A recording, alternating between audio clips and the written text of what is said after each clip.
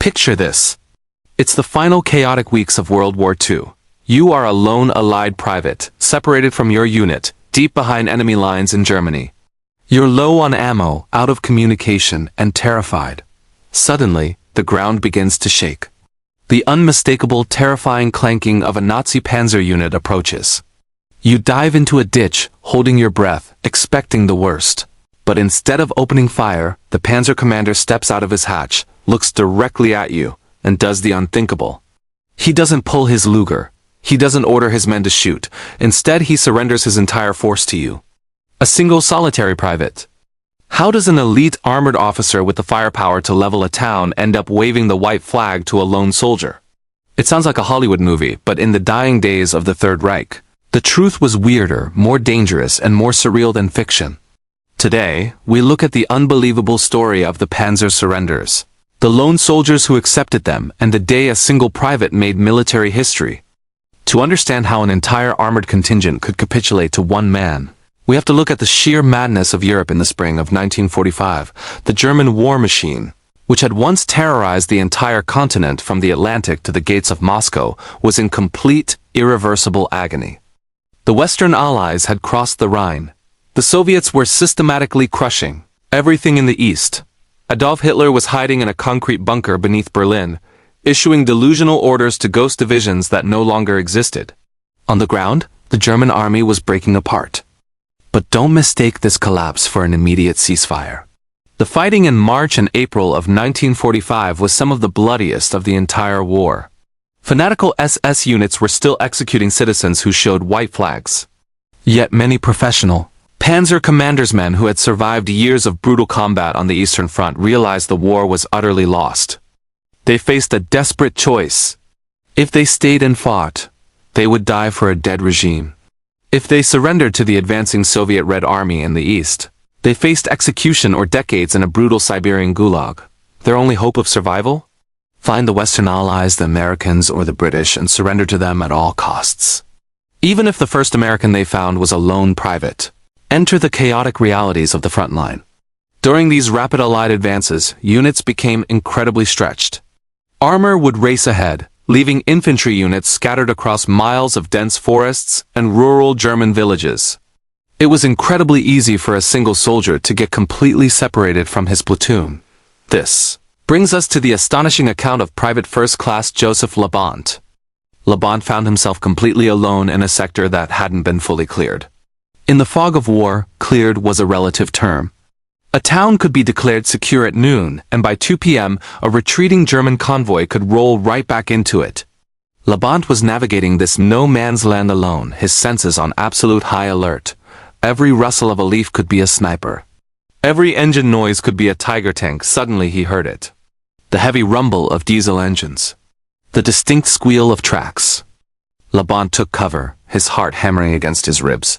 He raised his rifle. Out of the tree line emerged a German armored vehicle, but something was wrong. It wasn't moving at high speed, scanning for targets. It was moving slowly. And sticking out from the top hatch wasn't a machine gunner firing wildly. It was a German officer. The German Panzer commander had deliberately sought out an American presence. Seeing a lone U.S. soldier, the commander ordered his vehicle to a halt. In a moment that defied all military logic, the highly trained German officer stepped down, approached the lone, stunned American private, and made it clear, they were done fighting. They wanted to surrender. To fully grasp how wild this was, you have to understand the rigid, aristocratic hierarchy of the German military. German officers, especially Panzer commanders, were incredibly proud. They didn't just give up to anyone. Protocol dictated that an officer should surrender to an equivalent or higher-ranking officer of the opposing army. But by 1945, survival trumped protocol. The Panzer commander knew that every second he spent wandering around with operational armor made him a target for Allied P-51 Mustang fighter bombers. If an Allied plane saw his tank, it wouldn't wait to check if he wanted to surrender. It would drop a 500-pound bomb on his head. For this German commander, Private Labont wasn't just an enemy combatant. He was a golden ticket. He was a lifeline to safety. Can you imagine what was going through Private Labont's mind? You are trained to kill the enemy on sight. You've been told for months how dangerous these armored units are. And suddenly, you are effectively in command of the very men who were supposed to be hunting you. Labont, showing incredible composure under immense pressure, accepted the surrender. He didn't panic. He didn't open fire. Instead, he ordered the German officers and their accompanying men to follow him. He marched them straight back toward the American lines, effectively transforming from a lost, vulnerable private into a one-man prison guard escorting an entire enemy armored element.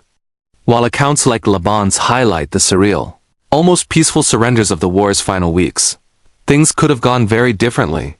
Not every Panzer commander got to choose an orderly capitulation to a lone private. The fates of Germany's most famous armored leaders highlight just how lucky that commander truly was. Take the legendary Panzer ace, Michael Wittmann. Wittmann was a highly decorated tactical genius, credited with destroying over 130 enemy tanks. But he never saw the final days of 1945. In August 1944, during the ferocious fighting in Normandy, Wittmann's Tiger I tank was caught in a brutal ambush by British Sherman Fireflies. There was no time for negotiations. No white flags. His tank was obliterated in seconds, killing him and his entire crew instantly. Then there was Colonel Hans von Luck, a brilliant commander in the 21st Panzer Division. In April 1945, von Luck found himself trapped in the horrific pocket of Halb, just south of Berlin. Unlike the commanders who managed to find a lone American private in the West, von Luck's forces were completely surrounded by the Soviet Red Army. He didn't have the luxury of a quiet surrender. His men had to fight through a literal meat grinder just to try and break out. Ultimately, von Luck was captured by Soviet forces. He didn't get an orderly transfer to a comfortable POW camp. Instead, he spent 5 brutal years in a Soviet labor camp before finally being released. When you compare these fates, you realize just why that anonymous Panzer commander was so eager to surrender to a lone American private. It wasn't an act of cowardice, it was a brilliant tactical maneuver to save his men from annihilation or a Soviet gulag. Believe it or not, this wasn't the only time a single, seemingly helpless individual forced a German armored unit to surrender. The chaos of World War II produced some of the most unbelievable one-man standoffs in human history. Take the legendary story of Ivan Pavlovich Sarita. He wasn't even an infantryman, he was a cook for the Soviet Red Army's 91st Tank Regiment. In August 1941, Sarita was alone in his field kitchen cooking dinner when a German Panzer tank rolled up and stopped nearby. Instead of running, Sarita grabbed a literal cooking axe and his old rifle. He crept up behind the tank while the crew was looking the other way. When the German machine gunner started firing, Sarita jumped onto the hull of the tank, banged furiously on the metal with his axe, and used a piece of tarpaulin to blind the driver's viewing slits. He then started screaming commands to imaginary Soviet soldiers, yelling for them to bring up anti-tank explosives. The German tank crew inside, completely blind and terrified that they were surrounded by an entire anti-tank platoon, opened the hatches and surrendered. When the rest of the Soviet soldiers returned to camp, they found their cook holding 4 elite German tankers hostage at gunpoint, all captured with nothing but an axe and pure psychological warfare. Whether it was a German commander desperately looking for a lone private like Joseph Labont to escape the horrors of the Eastern Front, or a cook with an axe terrifying a tank crew, these stories remind us of a profound truth about war. Behind the massive statistics, the sweeping maps, and the grand strategies, history is ultimately shaped by individual human beings caught in extraordinary circumstances. In the final days of World War II, a lone private didn't need to fire a single shot to defeat a Panzer unit. He just had to be standing in the right place at the right time, holding out a hand of captivity that promised survival. If you found this piece of forgotten history fascinating, make sure to hit that like button. It really helps the channel grow. Drop a comment below. What would you have done if you were in Private Labont's shoes? And don't forget to subscribe War Real History for more unbelievable, untold stories from military history. Thanks for watching, and we'll see you in the next video.